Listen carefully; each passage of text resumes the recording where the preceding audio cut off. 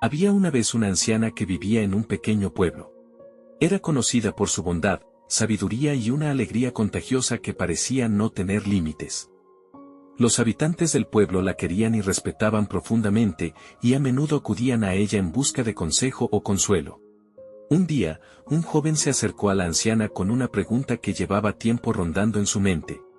«Abuela, ¿siempre estás feliz, pase lo que pase? Nunca te he visto triste. ¿Cómo lo haces? ¿No te afectan las cosas malas que suceden?». La anciana sonrió con dulzura y respondió: «Mi querido muchacho, la vida es como un río, a veces fluye tranquilo y otras veces se desborda. Pero he aprendido que la verdadera felicidad no depende de las corrientes externas, sino de la serenidad que llevamos dentro». El joven, intrigado, preguntó: «¿Y cómo se encuentra esa serenidad?». La anciana tomó una pausa antes de contarle una historia de su propia vida. Cuando era joven, tenía una familia maravillosa, un esposo y unos hijos que llenaban mis días de alegría. No teníamos mucho dinero, pero teníamos amor. Un día, mi esposo enfermó gravemente y no podíamos costear su tratamiento. Hicimos todo lo posible, pero finalmente falleció. Fue el momento más desgarrador de mi vida. Sentía que mi mundo se desmoronaba y pensé que nunca volvería a ser feliz. El joven escuchó atento, sin interrumpir, mientras la anciana continuaba. Con el tiempo, me di cuenta de que el dolor es inevitable, pero el sufrimiento constante es opcional. Mis hijos me necesitaban, y yo necesitaba encontrar fuerzas para seguir adelante. Aprendí que cada día trae consigo una oportunidad de encontrar algo bello, algo pequeño que pueda iluminarnos el corazón. El joven, con los ojos llenos de curiosidad, preguntó: «¿Qué haces cuando las cosas se ponen realmente mal? ¿Cómo sigues adelante?». La anciana asintió, como si esperara esa pregunta, y dijo: «Cada mañana, cuando abro los ojos, me digo a mí misma, hoy es un nuevo día, y voy a buscar una razón para sonreír.